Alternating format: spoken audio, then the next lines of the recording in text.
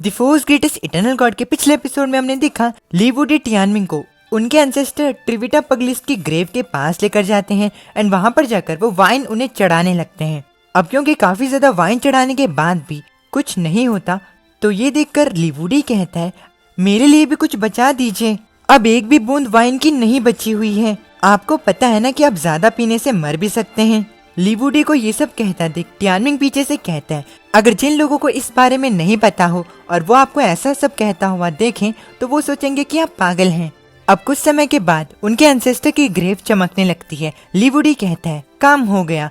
Tianming उस tomb से निकलती हुई रोशनी को देखकर कहता है जो गॉड लाइक इच्छा ये टॉम्ब बाहर निकाल रही है वो काफी ज्यादा भयानक है। ये स्पेशली ट्रिविटा पगलिस्ट के नाम के साथ सूटेबल है। अब उनके एंसेस्टर के टॉम्ब पर उनके स्पेशल मूव्स का नाम लिखा हुआ आता है जिसमें पहला मूव स्काई शैटर होता है, दूसरा मूव गॉड रिंगर और थर्ड मूव कैटाक्लिज्म लिखा हुआ आता है। टियानमिंग ध्यान से उन मूव्स को देखता है। टियानमिंग को समझ में आता है ये टेक्निक जो है इसमें 3 लाइव्स, 3 वर्ल्ड्स और फिस्ट ऑफ मैडनेस है। ये टेक्निक चीजों को ना करने से पैदा होती है लेकिन ये टेक्निक चीजों को मना करना नहीं है। ये बाउंडलेस फाइटिंग स्पिरिट की 3 टेक्निक्स हैं जो कि मौत से पहले शांति की भावनाओं को लाती है। टियानमिंग इन टेक्निक्स को देखकर खुद से कहता है ट्रिविटा फिनफिश जो है वो जरूर भयानक है। मैंने सोच लिया है मैं इस टेक्निक को अपने डार्क आर्म के साथ प्रैक्टिस करूंगा। अब टियानमिंग एक बारी में ही टेक्निक को देखने से ही उसे सीख लेता है और वह स्काई शैटर को परफॉर्म करता है। ली वुडी ये देखकर चौंक जाता है एंड कहता है जैसे कि मुझे मेरे बेटे से उम्मीद थी, तुम इस टेक्निक के बहुत ज्यादा इम्पोर्टेंट क्वालिटी को एक बार देखने से ही समझ गए हो। हालांकि इस टेक्निक को ठीक से सीखने के लिए तुम्हें हजारों बार प्रैक्टिस करनी होगी। ये सुन टियानमिंग कहता है जरूर, ये टेक्निक जो है वो मेरे लिए परफेक्ट है। इस कॉम्बैट टेक्निक को सीखने के बाद एक और टेक्निक मेरे लिस्ट में हो जाएगी। मैं इस टेक्निक को तब तक प्रैक्टिस करूंगा जब तक मैं दिल से इसे नहीं समझ लेता। अब ली वुडी एक पत्थर के पास जाता है, उस पत्थर पे वो अपना सर रखता है एंड सोने से जाने से पहले टियानमिंग से कहता है तो तुम अपनी प्रैक्टिस करो, मैं सो रहा हूँ। अब कुछ समय तक टियानमिंग प्रैक्टिस करता रहता है। तभी टियानमिंग को उसके फाउंडिंग एंसेस्टर के ग्रेव के पास से 2 फ्लेम्स निकलती हुई दिखती हैं। उन्हें देखकर वो कहता है आखिर वो क्या है। वो दोनों फ्लेम्स जो हैं वो फाउंडिंग एंसेस्टर की ग्रेव के पास से आ रही हैं। उन फ्लेम्स को देखने से लगता है कि वो दोनों फ्लेम्स घुर्रा रही हैं। लगता है कि फीनिक्स एंड म्याओ म्याओ जो है वो सक्सेसफुली इवॉल्व हो चुके हैं रिफाइन करने के बाद। अब टियानमिंग ली वुडी को वहीं पर छोड़कर अपने लाइव बॉर्न बीस्टों के पास जाते हुए कहता है ग्रैंड और इंसेक्ट से सेलेशियल माना मिलना उतना ही अच्छा है जितना वो मिलता है। चलो मैं भी देखता हूँ कि मेरे लाइव बॉर्न बीस्ट की स्ट्रेंथ इवॉल्व होने के बाद कितनी बढ़ गई है। अब टियानमिंग फीनिक्स एंड जेनेसिस के पास पहुँचता है एंड उन्हें कहता है चलो मुझे अपने रिजल्ट्स दिखाओ। अब जैसे ही टियानमिंग फीनिक्स एंड जेनेसिस को ध्यान से देखता है तो वो उन्हें देखकर कहता है हालांकि ऐसा नहीं लगता कि कुछ भी बदला हो। जेनेसिस ये सुनकर कहता है किसने कहा कि कुछ नहीं बदला है, मैं बहुत ज्यादा बदल चुका हूँ।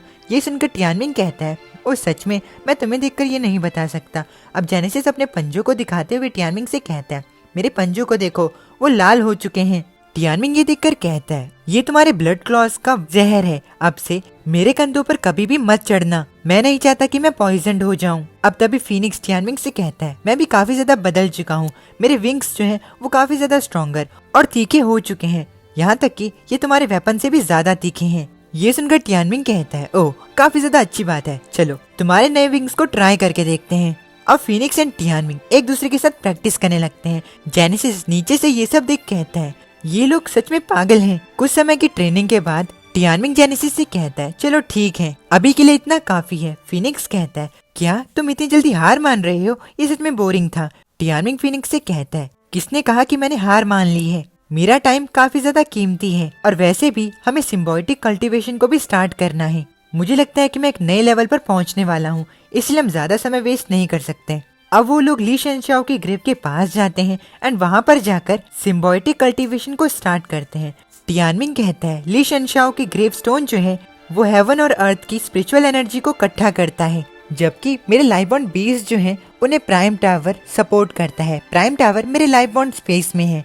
अब क्योंकि तुमने उनकी और ब्लड लाइन बाइंडिंग्स को तोड़ दिया है तो ये मेरे लिए एक अच्छा मौका है नेक्स्ट लेवल पर पहुंचने के लिए। कुछ समय की सिम्बायोटिक कल्टीवेशन के बाद टियानमिंग 6 लेवल ऑफ यूनिटी तक पहुंच जाता है। टियानमिंग कहता है ये अभी तक का मेरा सबसे ज्यादा फास्टेस्ट ब्रेक थ्रू था। हालांकि ये ग्रोथ जो है वो मेरे लाइफ बॉन्ड बीस्ट के उनके सक्सेसफुली ब्लड लाइन बाइंडिंग्स को तोड़ने के बाद मिली है। ये सभी हो पाया है ली शेनशाओ की ग्रेवस्टोन एंड प्राइम टावर के मिराकुलस इफेक्ट की वजह से। इन्होंने भी मेरी ग्रोथ में काफी ज्यादा मदद की है।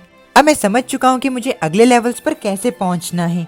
ये सिर्फ समय की बात है जब तक मैं यूनिटी की पीक तक नहीं पहुंच जाता। ब्लड लाइन की पावर के बढ़ने के साथ मेरी फ्यूचर कल्टीवेशन स्पीड जो है वो बढ़ेगी। एओनिक ग्रैंडपिन के अंदर फेलियर का मतलब मौत है। अब अगले कुछ दिनों तक ली टियानमिंग ने हर एक सेकंड को इस्तेमाल किया प्रैक्टिस करने के लिए। एल्डर्स की गाइडेंस के साथ वो वॉइड गॉड स्वॉर्ड इंडेंट को इस्तेमाल करने में काफी ज्यादा इम्प्रूव हुआ। यहाँ तक कि टियानमिंग ने ट्रिविटा फिनफिस्ट की 3 टेक्निक में से 2 टेक्निक मास्टर कर ली। युवान शेंडू को हराने के 11 दिन बाद वो हेवन एलिसियम के तरफ निकल गए ताकि वो रियलम वॉर्स का हिस्सा बन सकें। हेवन एलिसियम जाने से पहले एल्डर फेंग्यून टियानमिंग को 2 और डिसिपल से मिलाते हैं जो कि उसे रियलम वॉर्स में ज्वाइन करने वाले हैं। वो दोनों प्राइम डिसिपल्स आगे आते हैं एंड टियानमिंग को ग्रीट करते हैं। टियानमिंग कहता है आप लोग मुझे टियानमिंग बुला सकते हैं, मुझे इतनी ज्यादा इज्जत देने की जरूरत नहीं है।